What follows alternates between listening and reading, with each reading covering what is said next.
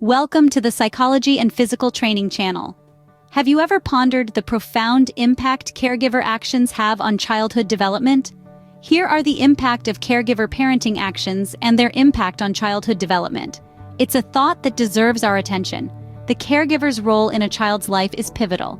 Their actions, their responses, their emotional availability, all these elements play a significant role in shaping the child's development. Think of it as a dance, with each step leading the child through the intricate labyrinth of growth and development. The caregiver's actions are like the rhythm guiding this dance.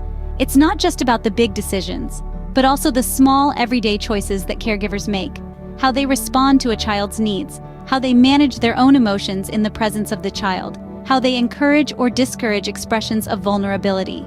These actions can shape a child's emotional regulation, their attachment style, and ultimately, their sense of self. With this in mind, it's clear that caregiver actions can significantly shape a child's development. Let's delve into some case studies to better understand this. Neglect and abuse. Consider the story of a child who experienced neglect and abuse. This is a tale that sadly unfolds too often, and its implications are far-reaching and profound. Imagine a child desperately trying to communicate their needs and wants, but continuously ignored or dismissed. The child begins to internalize these needs, believing they are not significant enough to be expressed.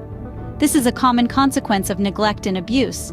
A child in their formative years is like a sponge, absorbing experiences and forming perceptions about themselves and the world around them.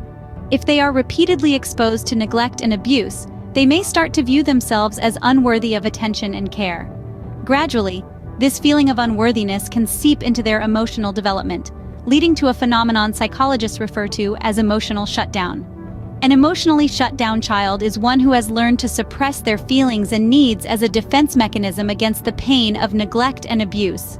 They may appear aloof or unresponsive, but beneath the surface, they are battling a storm of unexpressed emotions. Moreover, the impact of neglect and abuse doesn't stop at childhood. It can shape their attachment styles in later life, influencing how they form and maintain relationships. They may struggle to open up, fearing rejection or dismissal, just as they experienced in their early years. They may also find it challenging to trust others, anticipating neglect or abuse. It's worth noting that these effects are not set in stone. With appropriate intervention and support, a child who has experienced neglect and abuse can learn to express their needs and emotions healthily. They can rebuild their self-esteem and form secure attachments. But the journey is often long and arduous, a testament to the deep-seated impact of neglect and abuse. This case study illustrates the long-term harm that neglect and abuse can inflict on a child's emotional well-being. It underlines the importance of nurturing, understanding, and responding to a child's needs, helping them grow into emotionally healthy and resilient adults. Emotional coldness and rejection. Now, let's explore a case where a child faced emotional coldness and rejection. Imagine a child eager to share their day at school, their achievements, their dreams, and fears. However, they are met with indifference, dismissiveness, or even outright rejection from their caregiver. Over time, these constant negative responses can lead to the child internalizing a harmful message. Their needs are burdensome. The child begins to believe that their feelings, their thoughts, their very essence is an inconvenience to others. This belief, when internalized, can be immensely damaging. It can lead to the child becoming emotionally self-reliant, not out of maturity or growth, but out of necessity. The child learns to suppress their needs, their wants, and their feelings, leading to a lack of emotional expressiveness and a tendency to self-isolate. This emotional self-regulation is an adaptive response, a survival mechanism, if you will. It's the child's way of protecting themselves from the pain of rejection. But this adaptation comes at a heavy price. It creates a barrier, a wall that keeps the child disconnected from others, preventing them from forming deep, meaningful relationships. The child may become emotionally detached, not because they don't have feelings or because they don't care, but because they've learned that expressing their feelings results in rejection and pain. The child's emotional growth and development becomes stunted. They struggle to understand and express their emotions in a healthy way. They may become overly independent, believing that they can't rely on anyone else for emotional support. They may also become overly self-reliant, believing that asking for help is a sign of weakness, a burden to others. But it's important to remember this isn't a life sentence. With understanding, patience, and the right interventions, it's possible for a child to overcome the damage done by emotional coldness and rejection. They can learn to express their emotions in a healthy way, to form meaningful relationships, and to realize that their needs, their feelings, and their very selves are not burdens, but important parts of who they are. This case study underscores the damage that emotional coldness and rejection can do to a child's emotional self-regulation, discouraging vulnerability and encouraging self-reliance. Next, let's look at a case where a child was discouraged from expressing vulnerability and was pushed towards independence.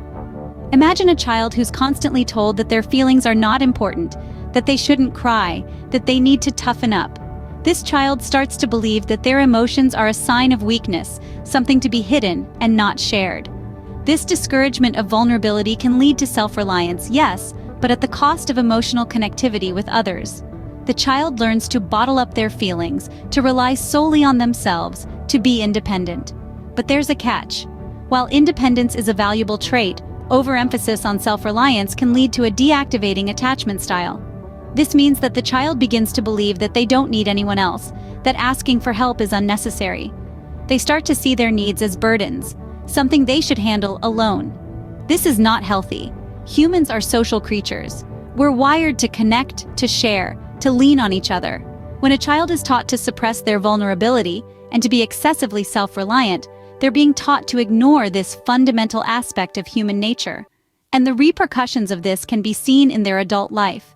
They may struggle to form deep, meaningful relationships. They may have difficulty expressing their feelings, even to those they care about. They may feel isolated even when surrounded by people. And let's not forget the pressure to always be strong, to always have it together, to never need help. This can lead to chronic stress, anxiety, and in some cases, even depression.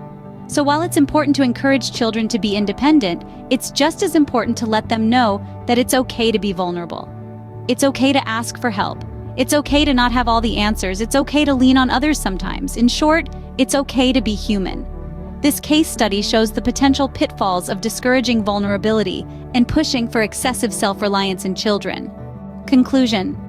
We've delved into various case studies that highlight the impact of caregiver actions on childhood development. It's been a journey of understanding the profound effect that different parental behaviors can have on a child's emotional and psychological well-being.